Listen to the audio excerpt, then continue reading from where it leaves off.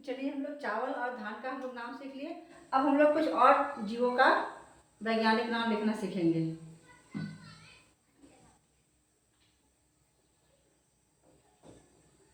और है आपका बिल्ली। बिल्ली, इसका नाम होता है आपका फेलिस कैटस। फेलिस कैटस। फेलिस इसका हो गया आपका वंश नाम और कैटस हो गया आपका जाति संकेत पद।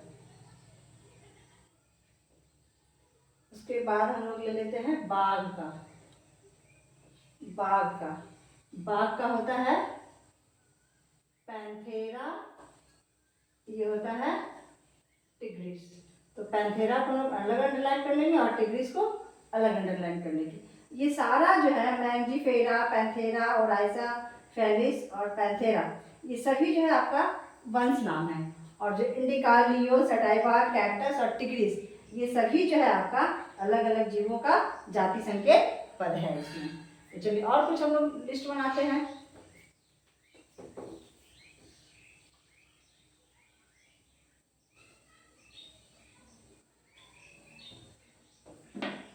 अब हम लोग लिखते हैं गाय का।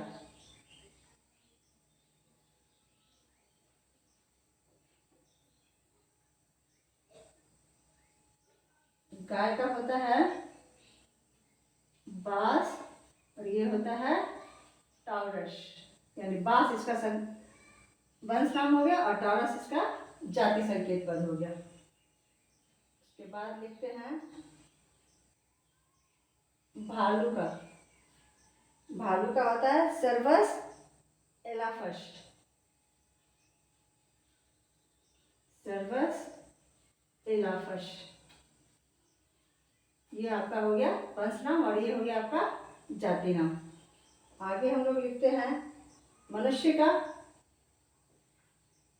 मनुष्य यानी कि ह्यूमन बीइंग का, इसका होता है होमो और इसका होता है जाति संकेत पर होमो सैपियंस।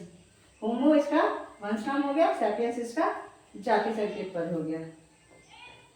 अब हम लोग चलते हैं गुलाब का। गुलाब है, गुलाब का नाम होता है आपका रोजा इंडिका। रोजा इंडिका, रोजा आपका हो गया वंश नाम और इंडिका हो गया आपका जाति संकेत पद। फिर हम लोग चलते हैं मक्का का। मक्का यानी कि मेज। मेज का होता है जिया मेज। जिया, ये हो गया आपका मेज। जिया मेज, ये आपका वंश नाम हो गया और ये आपका जाति संकेत पद हो गया। उसके बाद हम लोग पढ़ते हैं आलू का। आलू, आलू को हम लोग कहते हैं ओराइजा सोलेनम ट्यूबिरोसम। सोलेनम ट्यूबिरोसम। सोलेनम ट्यूबिरोसम, ये इसका वंश नाम हो गया और ये इसका जाति संकेत पद हो गया। उसके बाद हम लोग चलते हैं प्याज। प्याज का, इसका हम लोग का होता है एलियम सेपा।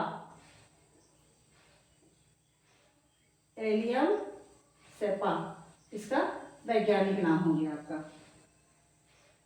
उसके बाद चलते हैं हम लोग लहसुन का लिखते हैं। लहसुन, लहसुन का लिखते हैं।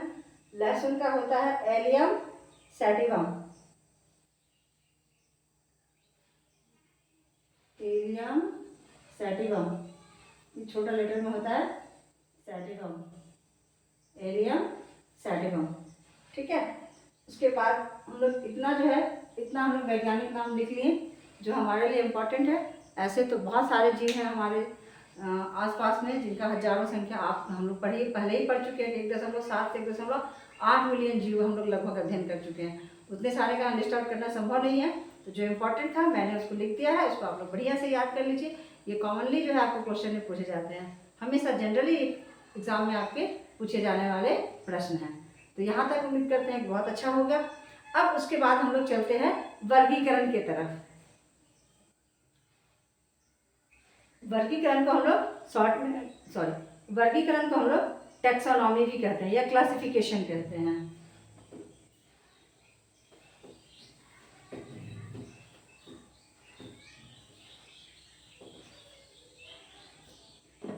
अब हम लोग पढ़ रहे हैं वर्गीकरण।